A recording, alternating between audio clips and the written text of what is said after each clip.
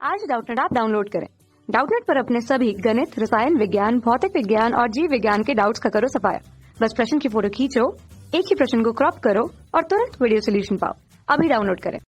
Hello everyone, हमारा प्रश्न है निम्न में से कौन सी स्थिति हार्डी-बीनबर्ग सिद्धांत में क्रम विकास संबंधित परिवर्तन से विस्तार को प्रदर्शित करती है या दर्शाती है। पहला विकल्प है p प्लस क्यू स्क्वायर का मान, दूसरा है भापित मान और अपेक्षित मान के बीच अंतर, तीसरा है मापित मान और अपेक्षित मान का योग और चौथा है यह सिद्धांत क्रम विकास संबंधित परिवर्तन के विस्तार का अनुमान नहीं लगा सका। तो हार्डी बेनबर्ग सिद्धांत कहता है, हार्डी बेनबर्ग सिद्धांत जो है वो क्या कहता है, वह कहता है कि एक जीव में युग्म विकल्पी आवृत्तियां, एक जीव में युग्म विकल्पी आवृत्तियां, एक जीव में युग्म विकल्पी आवृत्तियां और उनके लोकस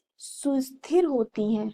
लोकस आवृत्तियां और उनके लोकस, लोकस यानी कि विस्थल, लोकस का मतलब क्या है, विस्थल, क्या होती है, सुविकसित होती हैं, सॉरी सुस्थिर होती हैं। क्या होती हैं, विस्थल सुस्थिर होती हैं, जो एक पीढ़ी से दूसरी पीढ़ी तक निरंतर रहते हैं। जो कहाँ तक रहते हैं, एक पीढ़ी से दूसरी पीढ़ी तक निरंतर रहते हैं। ठीक है, और जीन कोश सदा अपरिवर्तनीय रहते हैं। क्या होते हैं, जो जीन कोश होते हैं वे क्या होते हैं, वे सदा अपरिवर्तनीय रहते हैं। जीन कोश क्या होते हैं, सदा अपरिवर्तनीय रहते हैं। ठीक है, और इसे ही क्या बोलते हैं, आनुवांशिक संतुलन कहते हैं। इसे क्या कहते हैं, आनुवांशिक संतुलन कहते हैं। ठीक है, तो सभी जो एलील आवृत्तियां होती हैं वे क्या होती हैं, एक होती हैं, यानी कि सभी अलील आवृत्तियां जो होती हैं वे एक होती हैं तथा व्यष्टिगत आवृत्तियों को p और q आदि कहा जा सकता है। व्यष्टिगत आवृत्तियों को क्या कहा जा सकता है, p और q कहा जा सकता है व्यष्टिगत आवृत्तियों को। और द्विगुणित में p तथा q, और द्विगुणित में क्या हो जाएगा, p तथा q एलील a तथा एलील a की आवृत्तियों का प्रतिनिधित्व करते हैं। ठीक है, एक जीव संख्या को ए की आवृत्ति सामान्यतः p स्क्वायर होती है। जो एक जीव संख्या होती है उसमें ए की जो आवृत्ति होती है वो सामान्यतः क्या होती है, p स्क्वायर होती है। ठीक इसी प्रकार की आवृत्ति क्यू स्क्वायर होती है। ठीक है, तो इसी प्रकार की जो आवृत्ति होती है वो क्या होती है, वह क्यू स्क्वायर होती है और ए को 2pq होती है। ठीक है, और जो ए की होती है वो क्या होती है, 2pq होती है। तो इस तरह से हम कह सकते हैं कि p square plus 2pq plus q square is equal to 1, ये हुआ।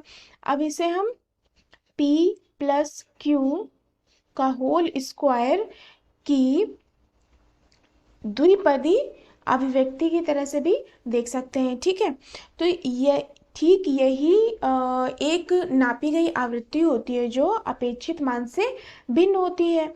यह भिन्नता यानी कि दिशा विकासीय परिवर्तन की व्यापकता का संकेत करती है। दिशा क्या करती है, विकासीय परिवर्तन की व्यापकता का संकेत देती है। ठीक है, तो हमारा जो उत्तर हो जाएगा वो क्या हो जाएगा, p प्लस क्यू का होल स्क्वायर का मान जो है वह है हार्डी बीनबर्ग सिद्धांत में क्रम विकास से संबंधित परिवर्तन के विस्तार को दर्शाती है। तो जो हमारा पहला विकल्प होगा वो हमारा सही उत्तर होगा। और दूसरा विकल्प क्या कह रहा है कि भापित मान एवं अपेक्षित मान के बीच अंतर। तो ये हमारा उत्तर नहीं होगा, गलत होगा, यह स्थिति नहीं होगी।